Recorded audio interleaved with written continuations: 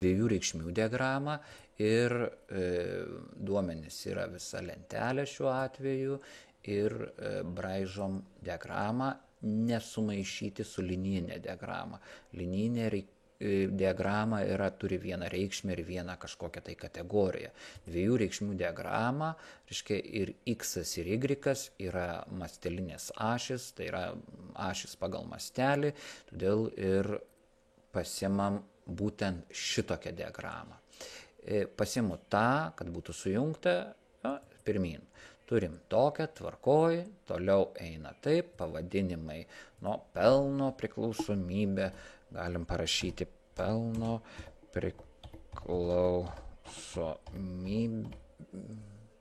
priklausomybė nuo kiekio.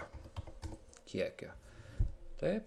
Dabar y ašis nieko nedarom, x kol kas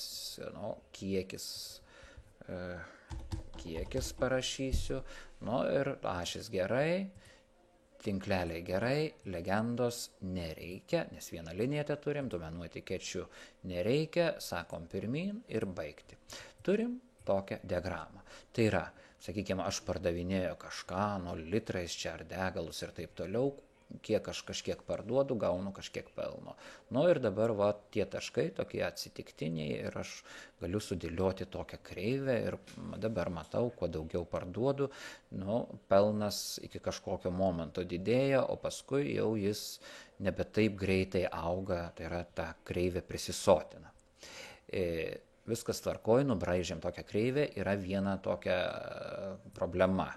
Reiškia, mūsų kiekis prasideda ne nuo 0, o nuo 30 ir gaunasi tokia tuščia diagramos vieta, gali būti ji ir ilgesnė, šiuo atveju nedaug taškų yra, tai ir nėra ji ilga.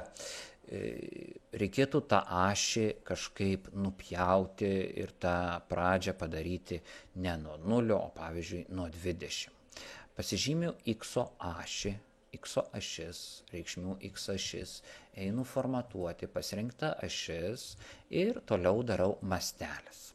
Minimumas yra visur čia automatinis sudėliotas, tai minimumą darysiu ne 0, o parašysiu 20. 201, 20.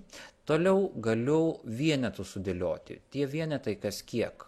Čia yra kas 10, priklauso nuo diagramos dydžio ir jeigu mažesnė diagrama, gali jie eiti jau ne kas 10, kas 20. Aš taip čia irgi parodydamas, kad galima pakeisti, sakau 20, spaudžiu gerai ir turiu kas 20. Analogiškai galiu padaryti ir šitą ašį, kad prasidėtų nuo 75 ir būtų, reiškia, kas 100.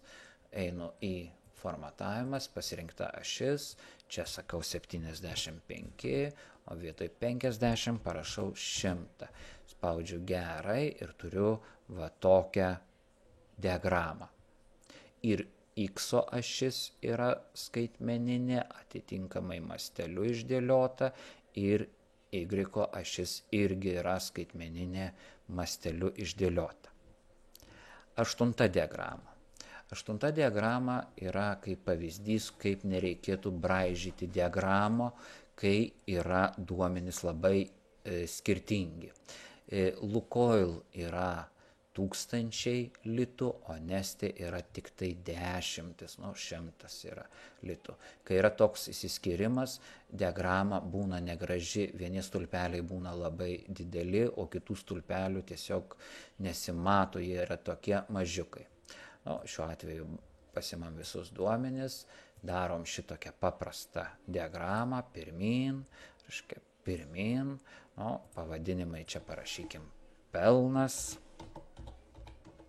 pelnas ir apačioj nieko nereikia, čia viskas tvarkoj, ašis tvarkoj, tinkleliai tvarkoj, duomenų etiketės, duomenų lentelė nereikia, pirmyn ir baigti. Turim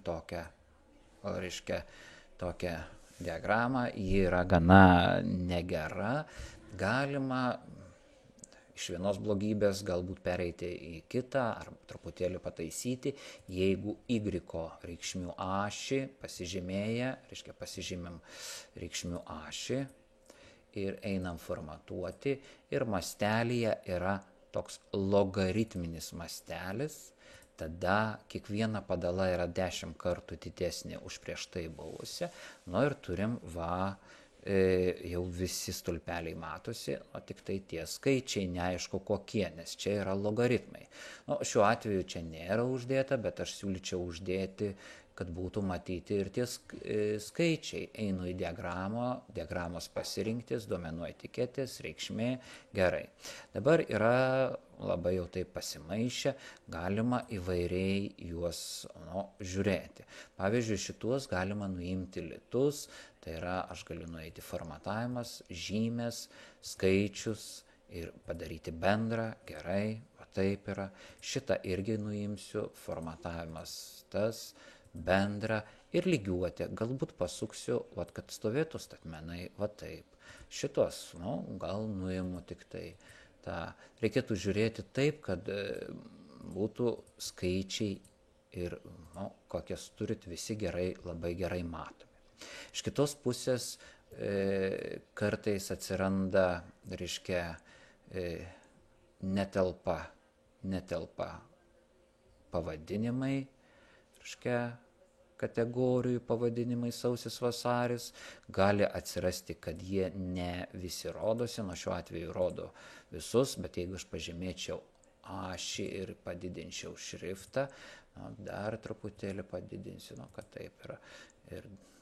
Ir negerai, aš čia paimsiu taip ir taip, ir sugeneravau tą situaciją, kai ne viskas matosi. Sausis, kovas, gegužė, reiškia, sausis vasario nebesimato, čia gal nieko tokio, kadangi žinom, kad po sausio vasaris eina, bet kartais yra tokios, reiškia, kategorijos, kur neaišku, kas po ko eina, todėl reikėtų, kad kategorijos būtų matomos. Mažinam šriftą kategorijų, šiuo atveju matosi. Arba galima tiesiog pasukti, lygiuoti, galima pasukti statmenai, galima pasukti skersai. Va šičia yra tokie pasukinėjimai, taip ir taip galima. Ir kaip čia buvau padaręs statmenai. Reiškia, buvo padaręs statmenai, čia dar galėtume užrašyti logaritminę skalę, pasižymim, parašom logaritminė skalė. Enter paspaudžiu, nukrito, parsinešu šitą visą užrašą, va čia ir turim va šitoj vietoj logaritminė skalė.